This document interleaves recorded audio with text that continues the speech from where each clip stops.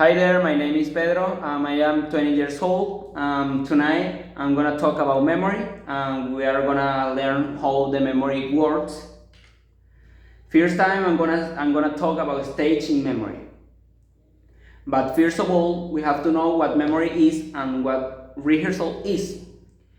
We have here in the part of memory that it says that it's the ability of an organism to record information about events or things people have lived or people have felt, with the facility of recalling them each time or every time. Okay, and in contrast, we have here razor hole. The razor hole is the repetition of an item or of a specific information in order to put it in our brain, and after can move it from the short-term memory to the long-term memory. Okay, we have here the stage of memory. There are about three processes of memory, which are encoding, storage, and retrieval.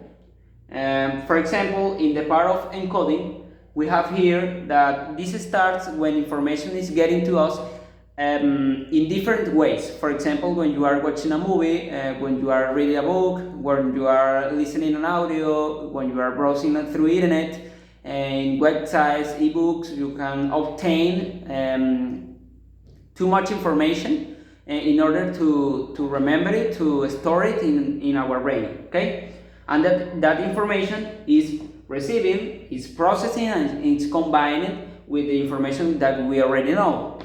Okay, the second process of memory would be the storage. The storage works after the encoded information. People tend, in this type of memory, in this process of memory, people tend to create a permanent record of the encoded information in order to have it in a lot of time.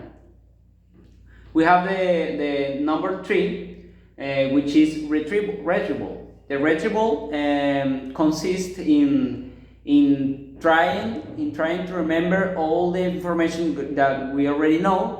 Okay, all the information we got by different ways in order to encode it and store it. Some attempts of the retrieval memory may be effortless due to the kind of information. What does mean?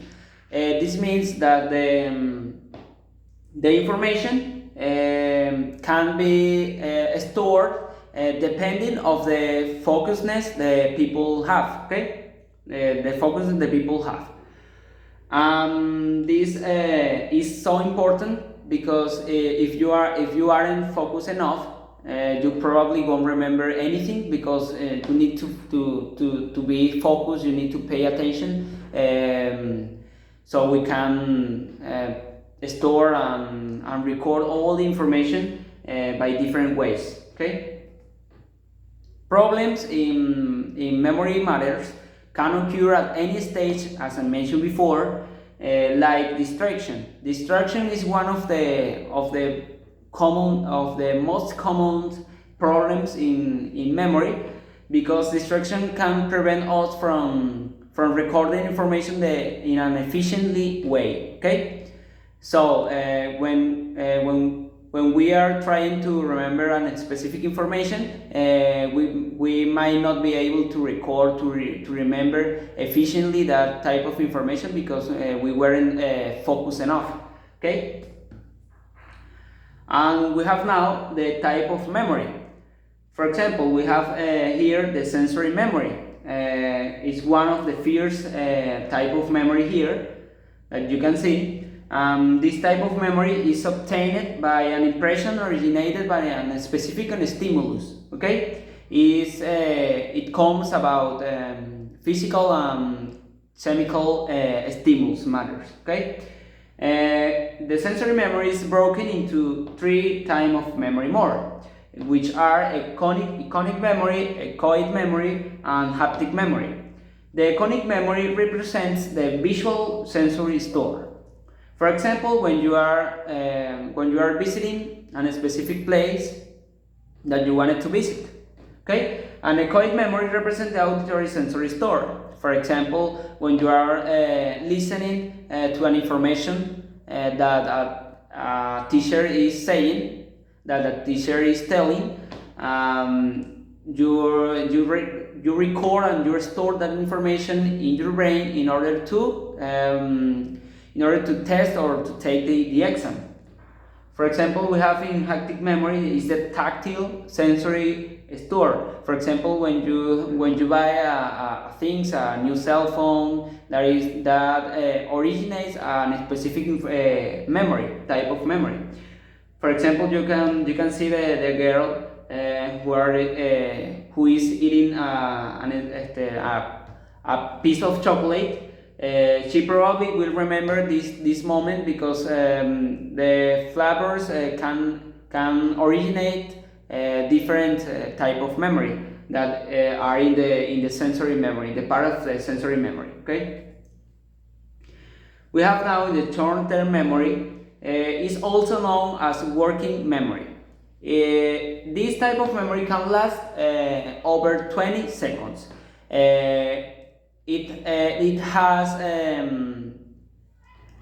obtained about a few items in a few time. For example, this type of memory has a formula which is long-term memory is equal to short-term memory per rehearsal. If you practice the rehearsal, if you repeat information every single day, that the same information, you probably will be moving this information from the short-term memory to the long-term memory. Okay, and we have now the long-term memory. This long-term memory is the result of encoded information, of all the information that we can learn, all the information that we have learned previously in previous time.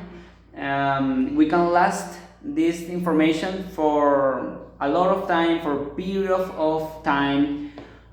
This long-term memory can last over all the entire life in our life. Okay, and this type of memory can be split into two type of memory more, which are explicit memory and implicit memory.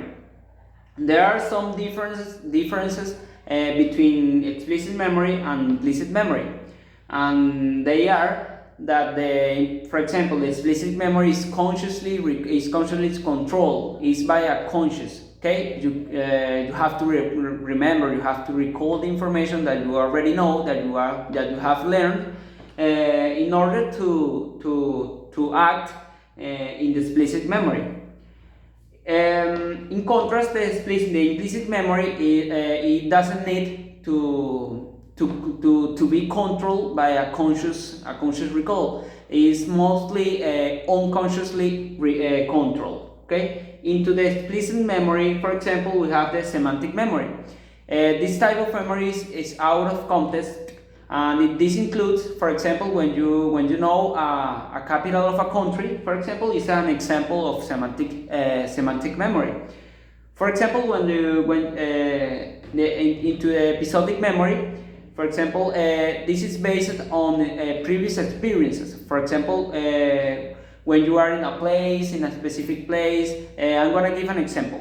For example, I was in Paris and I saw the Mona Lisa. For example, it makes you remember all the time, all the moments you have spent in different places. For example, in implicit memory, we have learning about new motor skills. For example, an example of implicit memories is when you are gonna ride a bike. When you learn how to ride a bike. Once you learn how to ride a bike, each time when you are gonna ride a bike or a motor bicycle, you will need to know how to ride a bike, because you simply do it. Okay, you simply do it. You don't need to repeat. You don't need to recall how to ride a bike, because in a previous time you learned that. Okay, you learn how to do that. Okay, that's part of the implicit memory. Thanks.